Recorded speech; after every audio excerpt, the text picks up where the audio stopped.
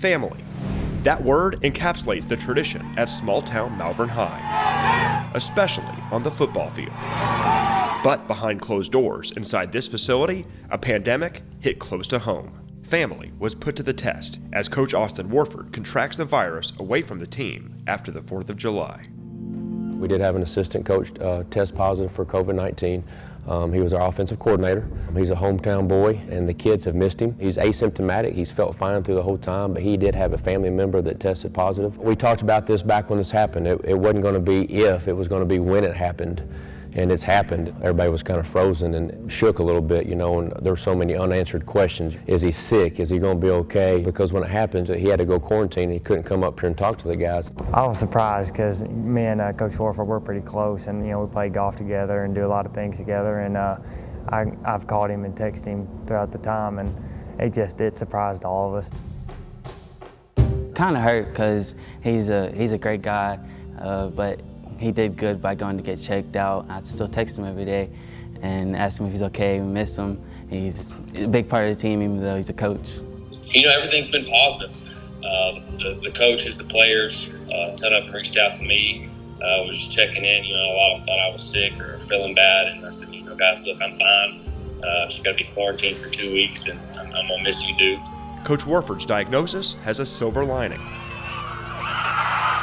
It serves as a wake-up call to take guidelines even more seriously. If you look around our facility right now, you see the word family.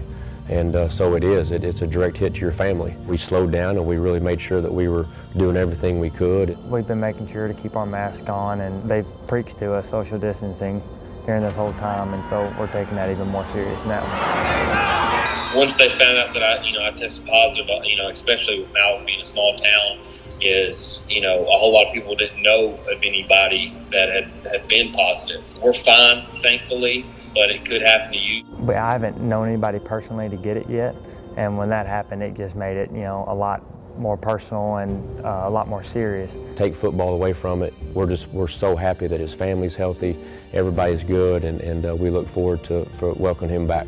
It'd be great to have him back and miss him, like I said, and he's a big part of the team, and it would suck not to have him next week. With everything going on, I think it puts it almost in kind of a different perspective, is to really, especially being off from March till May, it kind of puts in that light of to cherish every moment you get with the guys, with the coaching staff, and to make the most out of the time that we do get. We're taking every safety precaution that we can to provide a safe playing environment here. We'll continue doing that as long as we have these restrictions, and we just look forward to Coach Warford coming back next week. We need him, the kids love him, and we just want to get through this and move on. Coach is clean, and he's coming back. For a football season, that's still up in the air, but the Malvern Leopards certainly hope so. My personal opinion right now, I think it's 50-50. I think it's a day-to-day decision based upon the numbers. Friday night football is so awesome to have in these small communities, and not just the football players, the band, the cheerleading, the dance, the old alumni coming back, and even the Pee-wee guys, getting to watch the guys play, and so it's huge. At the end of the day, when this is all past, hopefully we can come together and gather around a sport like football at an event and come together and cheer on your team and get after it, whenever that may be. Nick Walters, Fox 16.